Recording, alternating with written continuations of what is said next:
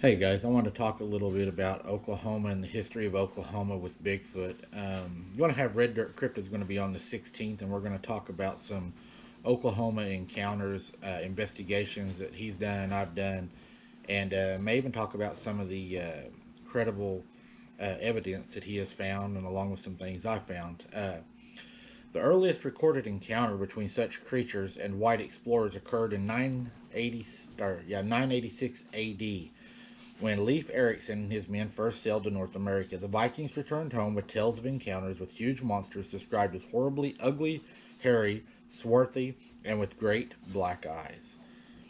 Uh, Elkanah Walker, a missionary to the Spokane Indians in Washington, wrote a letter of a race of giants who lived in the mountains. It read part, "They hunt and do all their work at night. They frequently come in at night and steal their salmon from their nets and eat them raw. If the people are awake, they always know when they are near, by the strong smell, which is most intolerable." This account was published in the book The Diary of 1838-1848 of Elkanah Walker by Clifford M. Drury. Even a United States president expressed his belief in the existence of such a creature in this book. The wilderness hunter Theodore Roosevelt recounted a tale involving a creature he referred to as a wendigo. He described it as a large, two-legged wild beast uttering harsh... Get this thing to work.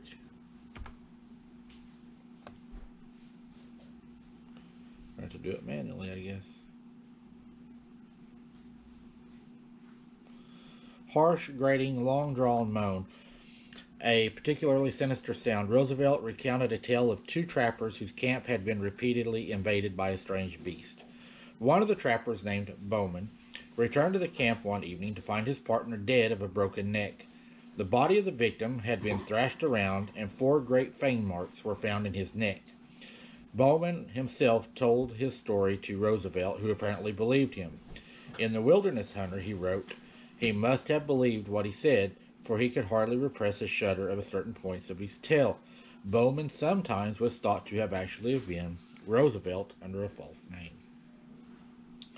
When people migrated into Indian territory, so did the wild man legends. Historically, the area of Oklahoma with the most reported Bigfoot activity is in the southeast corner, around McCurtain County in the Choctaw Nation. The best source of information detailing the Choctaws' history of Bigfoot comes from a half-page article published July 9th, 1978 edition of the McCurtain Sunday Gazette. Under the headline, "McCurtain County has a man-beast," reporter Lean Green knew many of the Choctaw neighbors, whose families were located to the area during the 1800s.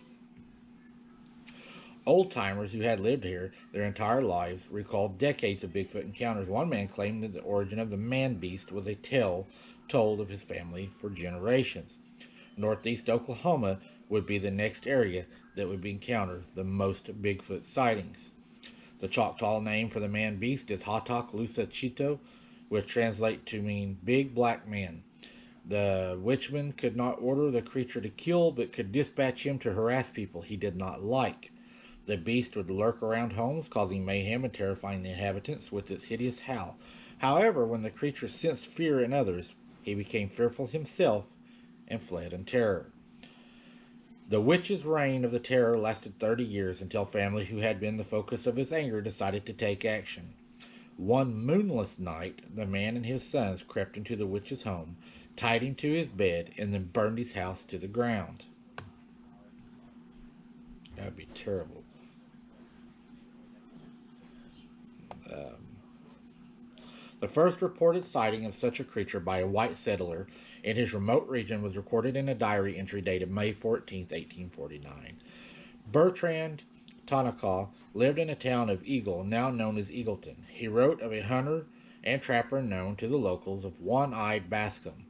One day, Takara recorded that Bascom had walked into a general store that also served as a post office with a story about a strange critter he had seen the day before in the swamps southwest of the community. He described the critter as having long arms, stooped posture, and a grayish-black hair.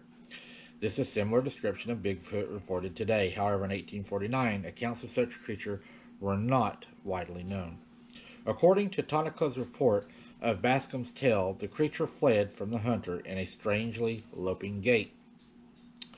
Green included in his article of Bigfoot encounters that he believed to have resulted in a man's death, but not by violence from the creature. One local resident recounted the story as his grandmother had told him before her death. The man's grandfather had returned home one day, apparently shaken. He told his wife that he had seen a big hairy man.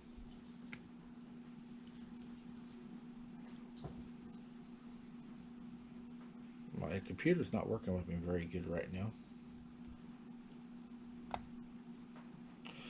Riding his horse along a trail between the Redland and Goodwater.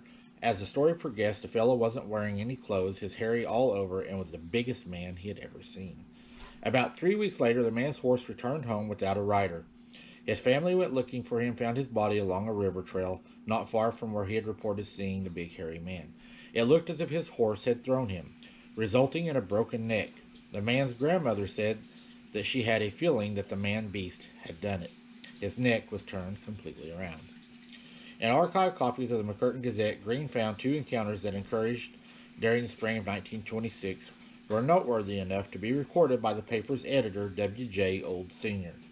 The first sighting was by a doctor from Haworth. He was driving his Model T Ford one night close to Goodwater when his headlights caught the big shaggy creature darting across the road. The second encounter involved a couple of hunters who were camped along the Mountain Fork River. While stalking game west of their campsite, they topped a hill and sighted a big black hairy ape-man in a small clearing below. The men yelled at the creature, which immediately jumped and ran away. One of the men, sick and hunted his dog, wasn't afraid of nothing, on whatever it was. The men never saw the creature again, but after about a half hour they found the carcass of the fearless hound that had been just almost tore in two.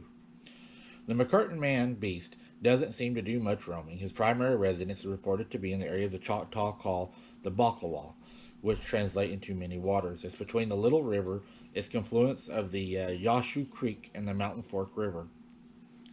This is an area of swamp that includes several small natural lakes and a lot of heavy undergrowth. Decades later, without reference to Choctaw legend, reported sightings of Bigfoot in McCurtain County have continued, and now all over Oklahoma. Oklahoma has always had this creature as long as we have kept documents. I think that was a really interesting thing. Oklahoma has a lot of different creature sightings, and I think it is probably higher on the list than what it is given credit for.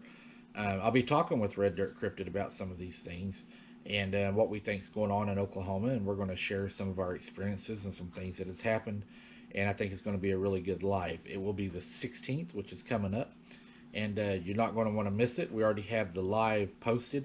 Go click on that link under the lives on my YouTube channel. Click notify, and you should get notified when we go live that night. I appreciate each and every one of you watching. Until next time, guys, keep your head on a swivel and don't be something's dinner.